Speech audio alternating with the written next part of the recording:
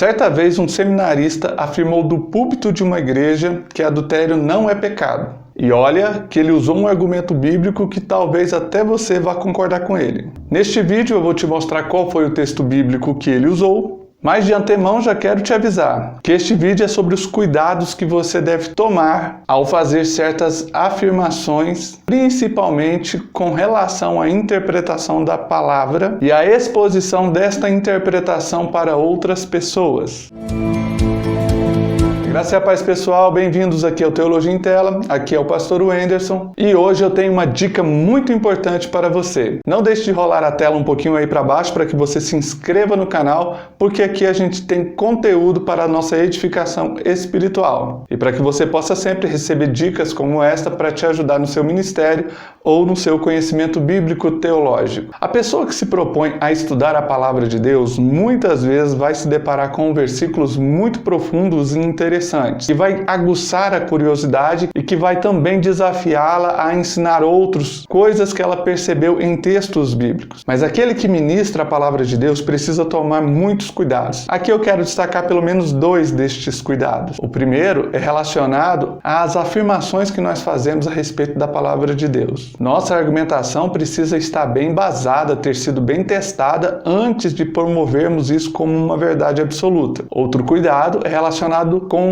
o como a gente transmite essa mensagem que nós aprendemos. Você deve levar em consideração que geralmente nós filtramos aquilo que ouvimos e guardamos e retemos apenas aquilo que nos interessa. E embora você vá perceber que este seminarista que eu citei fez uma argumentação até verdadeira, ou uma argumentação que pelo menos de repente você vai perceber o ponto e vai concordar, o que a Bíblia realmente diz sobre adultério é que ele é pecado. Isso não é eu como pastor que estou dizendo, isso é o que a palavra de Deus diz, que os adúlteros não têm parte com o Senhor. Este é um tipo de pecado muito sério e muito grave, e o apóstolo Paulo chega a mencionar os adúlteros como pessoas que ficam com a mente cauterizada, perdendo assim a sua sensibilidade com relação às coisas de Deus. Agora, através desse vídeo, eu quero que você entenda uma coisa muito importante. Existem muitos textos bíblicos que realmente podem te trazer uma verdade, uma luz, uma palavra nova, uma palavra sobrenatural que mude a sua vida, e que pode ser realmente uma percepção totalmente nova. Mesmo assim, ore, persevere, entenda o que o Espírito Santo realmente quer falar ao seu coração, para que assim você possa transmitir a outros com mais segurança. Uma afirmação de púlpito de uma igreja, por exemplo, onde alguém venha dizer que adultério não é pecado, alguém que porventura esteja em adultério e ouça essa frase, é esta frase que essa pessoa provavelmente vai guardar no coração, sem dar ouvido para a explicação que viria posteriormente. Então, uma afirmação como esta, mesmo que ela tenha uma explicação lógica feita do púlpito de uma igreja, é extremamente perigosa e a verdade é que nós devemos evitá-la. Porque a Bíblia, repito, ensina que tal prática é pecaminosa e, além disto, ela é muito dolorosa e traz muitos problemas para os familiares. No entanto, eu quero te mostrar o versículo bíblico que o seminarista usou. O texto está em Tiago, um dos últimos livros da Bíblia. Lá no capítulo 1, a partir do versículo 13, foram lidos o versículo 13, o versículo 14 e o versículo 15, que diz o seguinte: ninguém ao ser tentado diga, sou tentado por Deus, porque Deus não pode ser tentado pelo mal, e Ele mesmo a ninguém tenta. Ao contrário, cada um é tentado pela sua própria cobiça, quando esta o atrai e o seduz. Então, a cobiça, depois de haver concebido, dá à luz o pecado, e o pecado, uma vez consumado, gera a morte. Consegue perceber o argumento do seminarista? Se você não percebeu, eu vou explicar para você. A ideia é muito simples. O texto está dizendo que ninguém é tentado. E o fato é que muitas pessoas deixam a cobiça brotar no coração e essa cobiça gera um desejo pelo pecado. Se a pessoa der vazão para a cobiça, o pecado vai nascer. E aonde é que o pecado vai acontecer? O próprio Jesus explica que quando um homem olha para uma mulher com intenção impura, já pecou em seu coração, já adulterou com ela.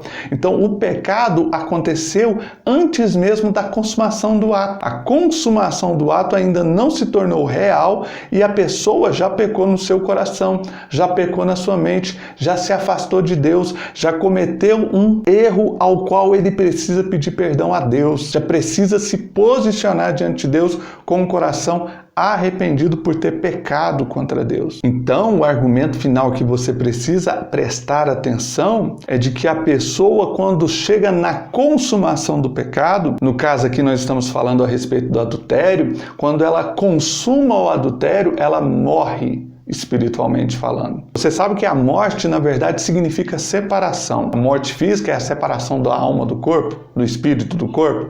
A morte espiritual é a nossa separação com relação ao nosso Deus. Nós perdemos o nosso contato com Deus. E o adúltero na Bíblia, tanto no sentido literal, ou seja, o homem que trai a mulher com outra mulher, por exemplo, ou a mulher que trai o homem com outro homem, por exemplo. Bom, enfim, várias formas, né, de se trair o cônjuge. Ou uma outra segunda forma também de adultério é o adultério espiritual, quando alguém troca Deus por um outro Deus, por exemplo. A partir do momento que alguém vá às vias de fato do adultério, ele já superou o obstáculo do pecado e se tornou uma pessoa morta espiritualmente falando, porque se afastou de Deus. Então, se você parar para pensar, de fato o adultério pode ser classificado como algo pior do que o pecado. Ele pode ser classificado como morte espiritual, como afastar-se de Deus completamente. Evidente que isso não quer dizer que perdeu-se totalmente a esperança para o adúltero. Em hipótese alguma, Deus está querendo chamar as pessoas ao arrependimento. O que não terá a possibilidade de receber o perdão de Deus é aquele que não se arrepender.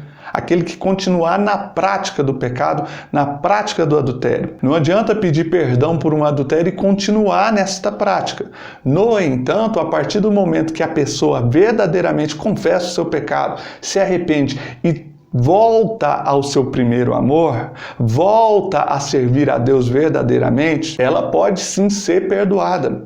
A Bíblia diz o seguinte a respeito de Jesus: aquele que crê em mim, ainda que esteja morto, viverá. Eu entendo que este versículo lá de João, capítulo 11, versículo 25, pode ser entendido das duas formas. Deus vai nos ressuscitar fisicamente, os mortos ressuscitarão no fim dos tempos. Quando chegar o momento, Deus chamará os mortos de volta à vida, vai arrebatar a igreja, mas eu também entendo que há uma ressurreição espiritual, há uma ressurreição do nosso espírito para aqueles que caíram no pecado. Como no exemplo aqui citado, mesmo aquele que caiu no pecado do adultério, ele pode ser ressuscitado por Deus, ele pode voltar à presença de Deus. O que a Bíblia requer de nós é arrependimento genuíno. Estamos com muitos exemplos dentro da palavra de Deus. O rei Davi talvez seja um dos maiores exemplos que nós temos. Ele cometeu o pecado do adultério com Betseba. Houve grandes e terríveis consequências para Davi e o seu reinado, para Davi e a sua família. O reino sofreu por conta desse pecado que o rei Davi cometeu de adultério, seguido inclusive de assassinato. Mas houve um perdão da parte de Deus porque Davi se arrependeu em seu coração genuinamente. Tanto podemos perceber a bênção de Deus sendo restaurada na vida de Davi, que o próximo rei, aquele que sucedeu o reinado de Davi, foi Salomão. E Salomão é filho de Betseba. Sabe, há esperança para aquele que adulterou. Mas eu entendo que de fato precisamos entender e perceber que adultério é muito pior do que pecado. Mas eu quero que você também entenda que é errado afirmar de púlpito que o adultério não é pecado, mesmo que depois haja uma explicação como essa, porque as pessoas guardam no coração aquilo que interessa. Talvez alguém que queira continuar no seu pecado de adultério e com a consciência tranquila, ouça alguém dizer no púlpito de uma igreja que adultério não é pecado, ele acha que isso é a verdade, ele entende isso como algo que ele pode guardar para ele e nem ouve mais o resto da mensagem, não houve mais a explicação que viria posteriormente. Talvez uma afirmação mais correta para ministrar uma palavra semelhante a essa seria algo como: irmãos, eu estou aqui para dizer a você que o adultério é pior do que o pecado. E eu vou explicar para você por quê. Adultério é pior do que o pecado porque já é a morte espiritual. Aquele que está em adultério está separado espiritualmente de Deus. Não vai ter as suas orações respondidas, não vai poder perceber a presença de Deus, a menos que você se arrependa. Porque para aquele que se arrepende e crê de fato em Cristo Jesus, Jesus é para ele a ressurreição e a vida. O apóstolo Pedro, na sua pregação, ensina que nós devemos nos arrepender e nos converter.